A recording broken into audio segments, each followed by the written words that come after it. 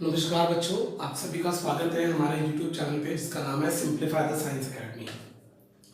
तो बच्चों, हम सभी अपने चैप्टर के बिल्कुल एंड पे पहुंच चुके हैं। हमारे चैप्टर के अंदर हमने सभी टाइप्स की रिएक्शन बैलेंसिंग जो था वो सारा हमने लास्ट क्लासेस में, लास्ट वीडियोस में हमने सब टॉपिक कवर अप कर लिए थे। अब जो टॉपिक का जो चैप्टर के लास्ट दो पॉइंट्स बचे हैं, हमारे पास दो टॉपिक्स बचे हैं। एक है कोरिजन से रिलेटेड, एक है the other topic that is rancidity. अब आज हम सबसे पहले स्टार्ट करेंगे effects of oxidation reactions in daily life. Daily life में क्या इफेक्ट्स पड़ते हैं बेटा ऑक्सीडेशन के। ऑक्सीडेशन एक प्रोसेस है जो हमने लास्ट क्लास में पढ़ा है। ऑक्सीडेशन क्या होता है? एडिशन ऑफ ऑक्सीजन, की ऑक्सीजन का किसी भी रिएक्टर, किसी भी सब्सटेंस के साथ ऐड अप होना, उसके साथ रिएक्ट करना।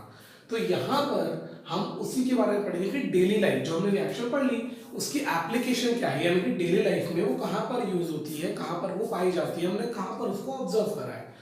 तो ये जो रिएक्शन दे रखी है, ये जो कंसेप्ट दिया गया है effects of oxidation in daily life, ये है हमारे डेली लाइफ के रूटीन से। जिसमें सबसे पहले लिखा हुआ रस्टिंग ऑफ आयरन। अब सबको पता है लोहे पर जंग लगती है, रस्टिंग होता ही होता है। अब रस्टिंग जो होता है बेटा वो इसी का एग्जाम्पल है। रस्टिंग ऑफ आयरन ये हमारा ऑक्सीडेशन का एग्जांपल है, जिसमें एटमॉस्फेयर के साथ जो लोहा होता है, जो हमारा आयरन होता है, वो रिएक्ट करता है with the help of moisture, oxygen, okay, present in the atmosphere. जब वो उनके साथ रिएक्ट करता है, रिएक्ट करने के बाद उसमें हो जाती है बेटा रस्ट यानी कि वो जंग लगने लग जाता है और वो खराब हो जाता है। मेटल जो है, जो मेटल्स के अंदर हम यहाँ पर आयरन के बारे में पढ़ रहे हैं, मेनली जो मेटल्स होते हैं वो कोरोइड होते हैं। कोरोइड मतलब कोरोसिव नेचर। कोरोसिव नेचर किसी भी सब्सटेंस जो उसके ऊपर रिएक्ट करके उस मेटल के सब्सटेंस को खा जाए, खोखला कर दे, उसको कोरिजन बोलते हैं। एंड कोरिजन के अंदर यहाँ पे रस्टिंग ऑफ आयरन हमारा टॉपिक आया पड़ा है। अब रस्टिंग ऑफ आयरन जो हमने डिटेल में पढ़ना है वो बेटा लोहे पर जंग लगती है। नॉर्मली जो होता है कि ऑक्सीडेशन होता है मेटल का, मेटल यानी कि हमारे आयरन का, उसका ऑक्सीडेशन होता है। और ऑक्सीडेशन के अंदर हम बेटा क्या चीज यहाँ पर होती है, किसकी हेल्प से होती है?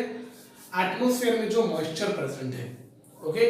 मेनली जो ऑक्सीडेशन होता है, सबसे ज्यादा जो ऑक्सीडेशन होता है डेली लाइफ में, वो एटमॉस्फेयर में जो मॉइस्चर होता है, एटमॉस्फेयर में जो ऑक्सीजन प्रेजेंट है उसकी वजह से ही होता है, ओके। एटमॉस्फेयर में जो ऑक्सीजन प्रेजेंट है, उसके अलावा वाटर के थ्रू भी होता है, एसिड के थ्रू भी होता है, ओके। बहुत सारे सब यहाँ पर रिस्पॉन्सिबल फैक्टर्स हैं जिनकी वजह से हमारा ओरिजिन होता है। पर यहाँ पर हम जो मेन पढ़ते हैं वो मॉइस्चर की वजह से, क्योंकि आप लोगों ने बहुत सारे एग्जांपल्स देखे होंगे। ग्रिल्स जो होती है, रेलिंग्स होती हैं, वो जो होती है बेटा टाइम टू टाइम खराब, with the passage of time, time गुजरता चला जाता है और वो खराब हो जाती है, अंदर से खोखली हो जाती हैं, ठीक है, हिलने लग जाती हैं। मेटल बॉडीज, कार बॉडीज, ठीक है, ये सभी चीजें क्या होती है, धीरे धीरे खराब हो जाती है। लोहे के जो सरिये यानी कि जो पिलर्स के अंदर लगाए जाते हैं, ठीक है, वो भी धीरे धीरे रस्टिंग करने लग जाते हैं, जंग लगने लग जाती है उनके अंदर भी।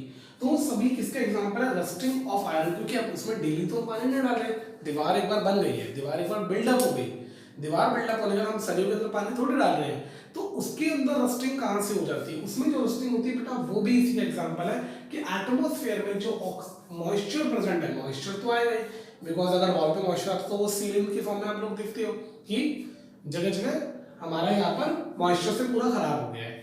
तो वही चीज यहाँ पर रस्टिंग ऑफ आयरन को भी दिखाता है कि रस्टिंग ऑफ आयरन जो है वो लोहे को यानी कि हमारा जो आयरन है उसको रिएक्ट करता है, उसके साथ रिएक्शन होती है, किसके साथ? Fe की reaction. Fe is an iron, Fe is iron. अब जो Fe आयरन है उसकी रिएक्शन बेटा एटमॉस्फेयर में जो ऑक्सीजन प्रेजेंट है प्लस में सम अमाउंट ऑफ मॉइस्चर। अब यहाँ पर जो X है, आप लोगों को कंफ्यूजन है कि X क्या है? X बेटा क्वांटिटी, कहीं पर मॉइस्चर ज्यादा होगा, कहीं पर मॉइस्चर कम होगा। जितना ज्यादा मॉइस्चर है उतनी ज्यादा रस्टिंग होगी, उतने ही जल्दी रस्टिंग हो जाएगी और मेटल जल्दी से जल्दी खोखला हो जाएगा।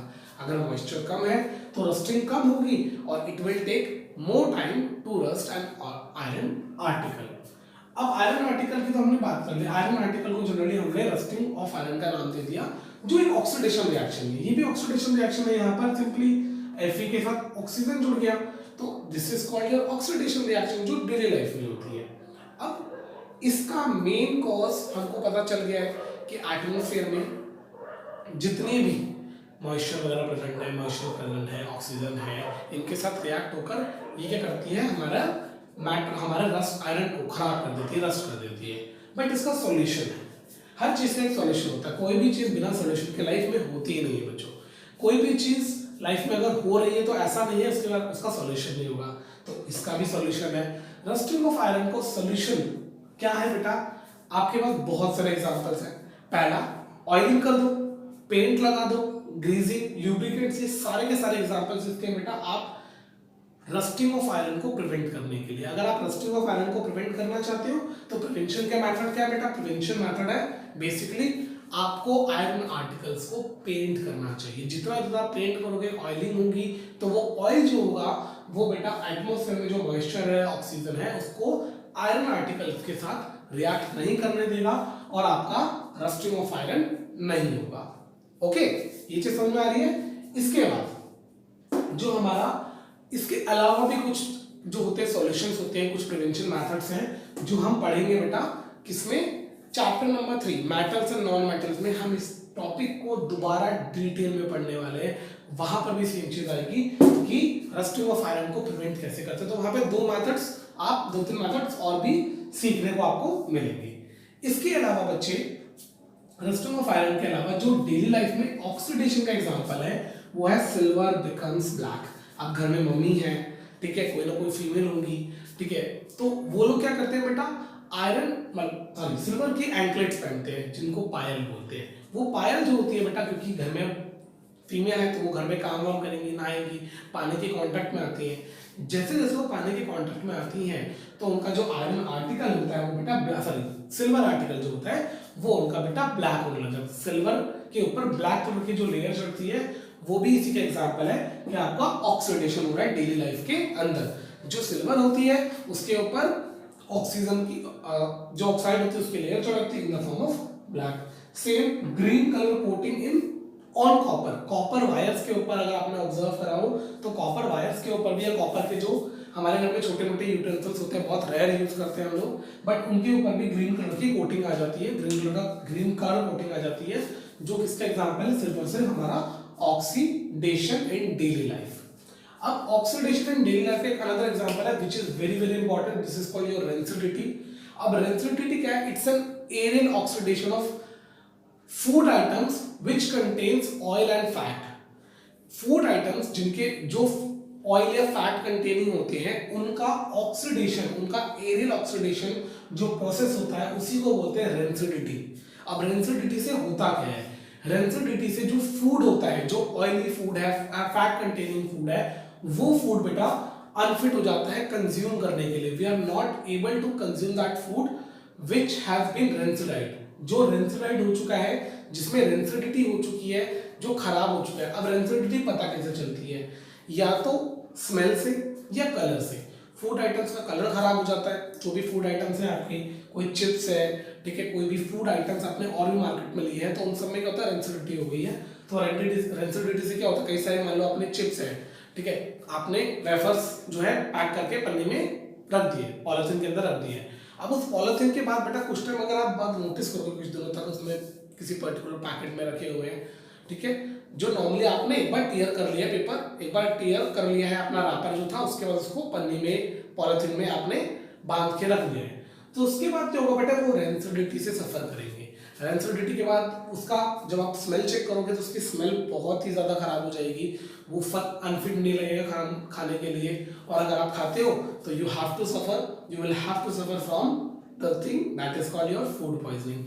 जनरली लोगों को फूड पॉइजनिंग हो जाती है और इनिशियली लोग खा ही नहीं पाएंगे। बेसिकली जब स्मेल इतनी पैथेटिक हो जाती है तो most of this the like हम लोग जो है नॉर्मली इसको नहीं कंज्यूम कर पाएंगे, हमको स्मेल से पता चल जाएगा कि हाँ ये फल अनफिट है, उसका उसमें टेस्ट में भी चेंजेस आ जाते हैं। तो हमारे पास कुछ मेथड्स हैं जिसमें हम रेंसिडिटी को भी प्रिवेंट कर सकते हैं। रेंसिडिटी एक ऑक्सीडेशन प्रोसेस ही है, तो ऑक्सीडेशन को प्रोसेस को हटाने के लिए सबसे पहला सॉल्यूशन क्या आता है, एंटीऑक्सीडेंट। एंटीऑक्सीडेंट्स यहाँ पे मैंने दो एंटीऑक्सीडेंट्स लिखे हैं, BHA and BHT। BHA stands for butylated hydroxyanisole and BHT stands for butylated hydroxytoluene. For 10th class you have to only learn the name of the two antioxidant which is given BHA and BHT and the full form of them. Otherwise इसके अलावा इन ये कैसे form होते हैं, इनका chemical formulas क्या है, आपके सिलेबस में बिल्कुल नहीं आने वाला, कोई एग्जामिनर आपसे नहीं पूछेगा, because these things will be introduced to all of you in class 11th if you take science stream. Okay, chemistry के अंदर you will get to know this. Okay, कि ये एक्चुअली क्या प्रोडक्ट्स हैं, किस तरीके से फॉर्म होते हैं, रिएक्शन किस तरीके से होती है, केमिकल फॉर्मूलाज क्या है, ये सब चीजें। इसके अलावा बेटा हम क्या करते हैं, जो हमारे फूड कंटेनिंग पैकेट्स होते हैं उसमें हम नाइट्रोजन गैस को फिक्स करते हैं। नाइट्रोजन गैस क्या करती है, वो रेंसिडिटी से प्रिवेंट करती है, कि रेंसिडिटी नहीं होने देगी। ये दूसरा मेथड है रेंसिडिटी को प्रिवेंट करने का, कि हम जो वेफर्स होते हैं उसमें हमने कई बार देखते हैं उसमें गैस होती है, बहुत सारे लोग बोलते हैं यार इसमें तो वेफर्स से ज्यादा गैस भरे हुए हैं, बट वो गैस एक्चुअली किस लिए होती है, उसका एक पर्पस है, वो फूड को रेंसिडिटी से प्रिवेंट करती है, रेंसिडिटी नहीं होने देगी उसके लिए। नेक्स्ट चीज जो बेटा आती है, हम फूड्स को रिटार्ड कर सकते हैं, लंबे समय तक चला सकते हैं अगर हम उसको लाइट से प्रिवेंट रखें, कि लाइट सनलाइट के प्रेजेंस में, नॉर्मल लाइट के प्रेजेंस में जब फूड आता है तो बहुत ही जल्दी खराब हो जाता है। चौथी चीज बेटा, हम लोग फूड आइटम्स को रिटार्ड कर सकते हैं, लंबे समय तक यूज कर सकते हैं with the help of refrigerator. अगर हम रेफ्रिजरेटर में फूड आइटम्स को रखेंगे तो उससे क्या होगा, हमारा जो फूड आइटम्स है वो लंबे समय तक हमारे साथ चलते रहते हैं, कंटिन्यू चलते हैं, इसलिए हम लोग घर में रेफ्रिजरेटर का यूज करते हैं। अदरवाइज फूड जो होगा बहुत ही जल्दी रेंसिडिटी से सफर करेगा और फूड जो होगा खराब हो जाएगा, बिकॉज ऑक्सीडेशन तो होगा ही होगा।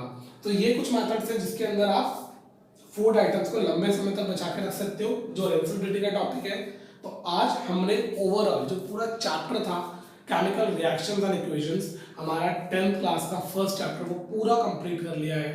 इसके अंदर जो भी टॉपिक्स थे वो हमने सारे क्लास में पूरे कन्वर्ट कर रहे हैं। आज के हमारे लास्ट जो टॉपिक बचे थे वो बचा था ऑक्सीडेशन में, मेन जो बचा था हमारा corrosion, okay, and rancidity, both are the examples of daily life, जिसमें डेली लाइफ में ऑक्सीडेशन होती है। So thank you very much बेटा, आप लोगों ने वीडियो को बहुत सपोर्ट किया है, तो आगे भी सपोर्ट करते रहिए, चैनल को सब्सक्राइब करें and do share with your friends. जो भी स्टूडेंट्स हैं जिनको केमिस्ट्री में, फिजिक्स में, बायोलॉजी में प्रॉब्लम है, they can contact us. Link जो है सभी चीज़ों का हमारे फेसबुक पेज का भी डिस्क्रिप्शन, हमारे नीचे लिंक जो है डिस्क्रिप्शन में मेंशन है आपको। और ऑनलाइन क्लासेस अगर आप हमारे साथ जुड़ना चाहते हैं यूट्यूब के अलावा भी, तो उसके लिए भी आपको कॉन्टैक्ट नंबर हमारे जो चैनल का डिस्क्रिप्शन है उसके नीचे लिखे गए हैं, तो आप किसी भी नंबर पे कांटेक्ट करके हमसे डायरेक्ट कांटेक्ट कर सकते हैं regarding the classes for 9th 10th 11th 12th as well. Okay, तो आपको ऑनलाइन क्लासेस, अगर आपको पर्सनल ट्यूशंस चाहिए तो उसके लिए भी आप कांटेक्ट कर सकते हैं। अदरवाइज हम तो आपके साथ जुड़े हुए हैं हमारे यूट्यूब चैनल पे, जिसका नाम है simplify the science academy. Thank you very much, do share and keep with us.